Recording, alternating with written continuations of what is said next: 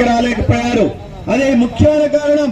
అదే కాదు, ఈ రెడ్ల పార్టీ ఏదైతే ఉందో జగన్మోహన్ రెడ్డి మరి ఎస్సీ ఓట్లు దండుకొని నా బీసీ, నా ఎస్సీ, నా ఎస్టీ, నా మైనారిటీలు అని చెప్పే జగన్మోహన్ రెడ్డి అమిత్ షాకి అంబేద్కర్ కు వ్యతిరేకంగా అమిత్ షా వ్యాఖ్యలు చేస్తే ఏం మాట్లాడలేని పరిస్థితిలో అక్కడ జగన్మోహన్ రెడ్డి అతని పార్టీ ఉంది. అలాగే చంద్రబాబు నాయుడు తెలుగుదేశం పార్టీ ఈ రోజున ఈ రాష్ట్రం వెళ్తున్నప్పటికి కూడా ఇంతవరకు ఈ అమిత్ షా వ్యాఖ్యల్ని ఖండించాల.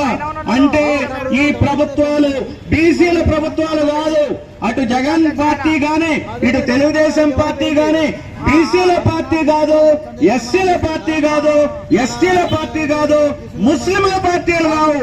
అందుకని వాళ్ళు మా దేవుడైనటువంటి పేద ప్రజల బడుగు బలహీన వర్గాల దేవుడైనటువంటి అంబేద్కర్ కి వ్యతిరేకంగా వ్యాఖ్యలు చేసినటువంటి అమిత్ షా యొక్క చర్యల్ని ఖండించడానికి ముందుకు రాలేదు ఈ పార్టీలు. ఇది చాలా తీవ్రమైన విషయం. ఇది ప్రజలు బయటకు రాకపోయినా, ప్రజలు తెలుసుకునేది విషయం. పెద్ద మీడియాలో రాకపోయినా సోషల్ మీడియాలో చెలరేగిపోయి తెలిసే వాస్తవాలు.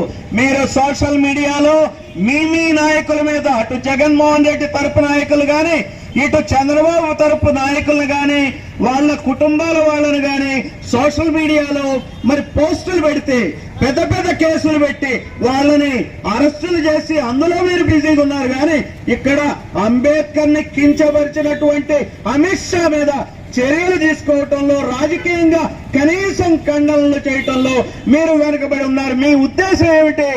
మీ ఇద్దరి మధ్య, అటు కమ్మారెడ్డి కులాల మధ్య ఈ రాష్ట్రాన్ని లాగుతున్నారు. లాగి మా బీసీలని, ఎస్సీలని, ఎస్టీలని, ముస్లింలని అడగదొక్కుతున్నారు. మీ బాధలే మా బాధలుగా చేస్తున్నారు. మా బాధలు చూస్తున్నా మాకు నష్టం జరుగుతుంటే, మాకు అవమానం జరుగుతుంటే, మా అంబేద్కర్ కి అవమానం జరుగుతుంటే మీకు చీమ గుట్టినట్టయినా లేదు. మీకు గనక ఈ విషయంలో ఎప్పటికైనా సరే అటు తెలుగుదేశం ప్రభుత్వం, ఇటు జగన్మోహన్ రెడ్డి స్పందించాలా. ఈ రోజున ఈ రాష్ట్ర కాంగ్రెస్ పార్టీ నేషనల్ లెవెల్లో నిరసనలు చేపట్టినా ఇక్కడ కూడా ఏం పెద్దగా కదలికే లేదు కాంగ్రెస్ పార్టీలో. ఎస్సీల ఓట్లు దండుకొని, బీసీల ఓట్లు దండుకొని రాజ్యం ఏలుతున్నటువంటి రెడ్డి, కమ్మ కులాలు ఈ రోజున చాలా అన్యాయం చేస్తున్నాయి. ఈ సందర్భంగా బీసీలు, ఎస్సీలు, ఎస్టీలు, ముస్లింలు దీన్ని అర్థం చేసుకోవాలా. మన దేవుడు ఇప్పుడు ఈ రోజున నేను ఇక్కడ నుంచొని మాట్లాడగలుగుతున్నాను. నేను ఒక ఇండియన్ పోలీస్ సర్వీస్ లో జాయిన్ అయ్యాను అంటే నేను బిఎస్సి అగ్రికల్చర్ బీసీ స్కాలర్షిప్ తోనే చదివాను. బీసీ స్కాలర్షిప్ ఎవరి దయ, ఎవరి పుణ్యం? అంబేద్కర్ మహాశయుడి పుణ్యమే. అంబేద్కర్ రాజ్యాంగంలో పొందుపరిచినటువంటి కొన్ని ఆర్టికల్స్ వల్లనే బీసీలకు ఈ రోజున స్కాలర్షిప్లు వస్తున్నాయి. ఇక్కడ నీలం సంజీవ్ రెడ్డి హయాంలో బీసీలకు అన్యాయం జరిగింది.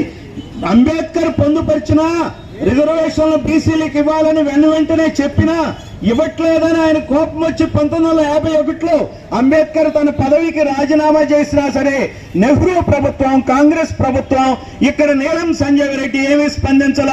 బీసీలకి రిజర్వేషన్లు వచ్చే టైంకి దాదాపుగా స్వాతంత్ర్యం వచ్చిన 25 సంవత్సరాలు పట్టింది. ఇదంతా నీలం సంజయ్ రెడ్డి నాయకత్వంలోనే కాంగ్రెస్ బీసీలకు అన్యాయం చేసింది. అదే నీలం సంజయ్ రెడ్డి ఇక్కడ సర్దార్ నాగప్ప అని అంబేద్కర్ అనుయాయుడు